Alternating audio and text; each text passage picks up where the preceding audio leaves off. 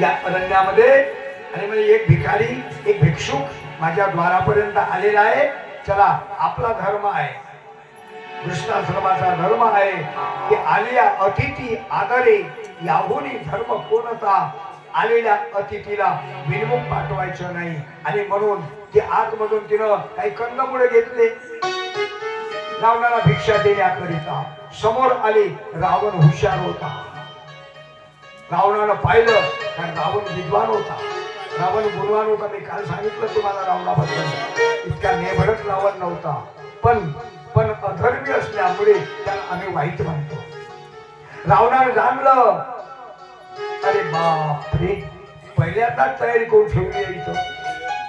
हुशार आहेत हे अयोध्येचे राजकुमार, म्हणून नाही. मग आता हिकमत से काम करू तो मत बन जाता है. आता हिकमतीने काम करावं लागेल. आणि म्हणून रावणानं शास्त्र उघडलं. रावणानं. रावण शास्त्रातले शब्द बोलू लागला. बांधी भीकन देऊ गोसाई. ए माते, आम्ही गोसाई आहोत. बांधली भीक आम्ही कधी घेत नाही. ही बांधली भीक आहे तुझी बांधली भीक आम्ही घेणार नाही. का म्हणून? काय समजलीस आम्हाला? आम्ही गोसाई आहोत. बंदी भीक न लेत गोसाई. बांधलेली भीक आम्ही घेत नाही. तू बंधनामध्ये आहेस. जोपर्यंत तू या बंधनाच्या बाहेर पडत नाहीस ना, तोपर्यंत तुझी भिक्षा मी स्वीकार करू शकत नाही. जानकी म्हणाली, अहो महाराज, अहो मला बंधनामध्ये म्हणजे ही मर्यादा टाकलेली आहे ना, या मर्यादेच्या बाहेर मी कशी येऊ आणि तुम्हाला भिक्षा कशी देऊ? रावण म्हणतो, नाही देत ना तू, चाललो मी बिनमुख. जानकी म्हणाली, थांबा. धर्माकरिता जर का, धर्माचं रक्षण करण्याकरिता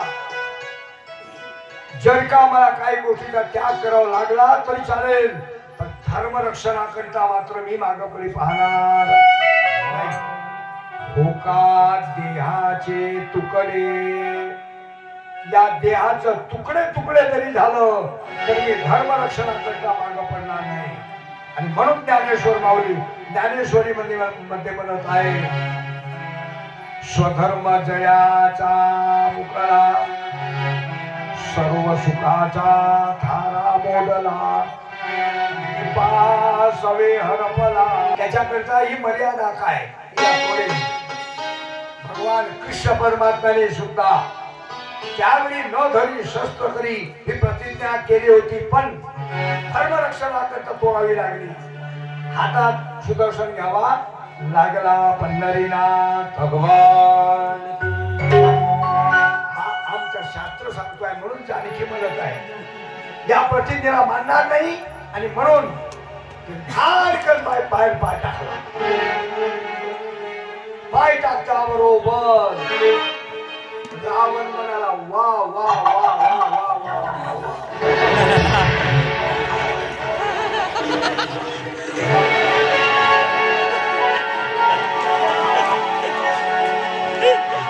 रावणानं सीतेचं हरण केलं. रावण म्हणतो आहे,